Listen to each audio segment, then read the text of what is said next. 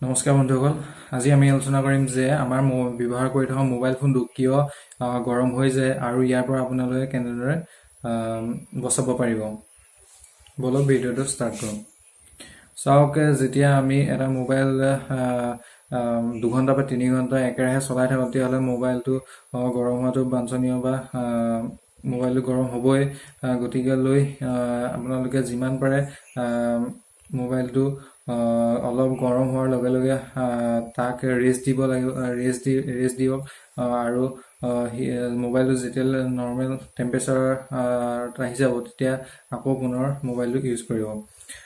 Second হৈছে যে আপোনালোকে ইণ্টাৰনেল ষ্ট'ৰেজ বেছি থকাৰ কাৰণে মোবাইলটোতে বিভিন্ন অলাগতিয়াল এপছসমূহ ডাউনলোড কৰি থকা বা কৰা হয় বা ইনষ্টল কৰা হয়, যিবোৰে নানা অলাগতিয়াল এপছ দেখুৱাই থাকে আৰু বেকগ্ৰাউণ্ডতো সেই এপছসমূহ চলি থাকে। গতিকে আপোনালোকে যিমান পাৰে সেই অলাগতিয়াল এপছসমূহ মোবাইলৰ পৰা আনইনষ্টল মাৰি দিয়ক আৰু পাৰিলে সেইবোৰ ডিলিট কৰি দিয়ক। নেক্সট থাৰ্ড হেৰিটো হৈছে যে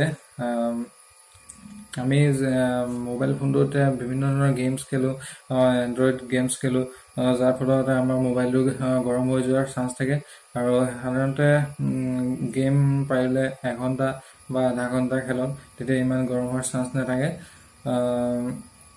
আৰু মোবাইলটো কেতিয়াও চাৰ্জাৰ লগাই এণ্ড্ৰইড গেম খেলিব নালাগে, কাৰণ তেতিয়া বেছি হিট হৈ যায়।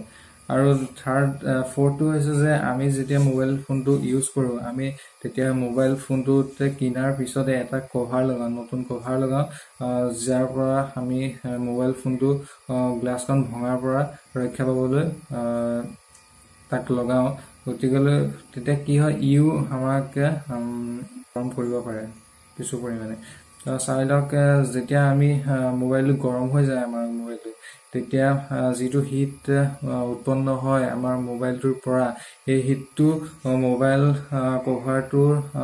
কভাৰখন আৰু মোবাইলৰ বেক ছাৰ্ফেচখনৰ মাজত থুপ খাই যায়, যাৰ ফলত হিটখিনি বাহিৰলৈ ওলাই যাব নোৱাৰে, যাৰ ফলত মোবাইলটো বেছি গৰম হৈ যায়। গতিকে যিমান পাৰে আপোনালোকে মোবাইলটো গৰম হোৱাৰ লগে লগে কভাৰখন খুলি দিয়ক আৰু দেন নিশ্চয় যেতিয়া মোবাইলটো এটা নিজৰ নৰ্মেল টেম্পাৰেচাৰলৈ আহিব তেতিয়া পুনৰ তাক ইউজ কৰিব পাৰিব।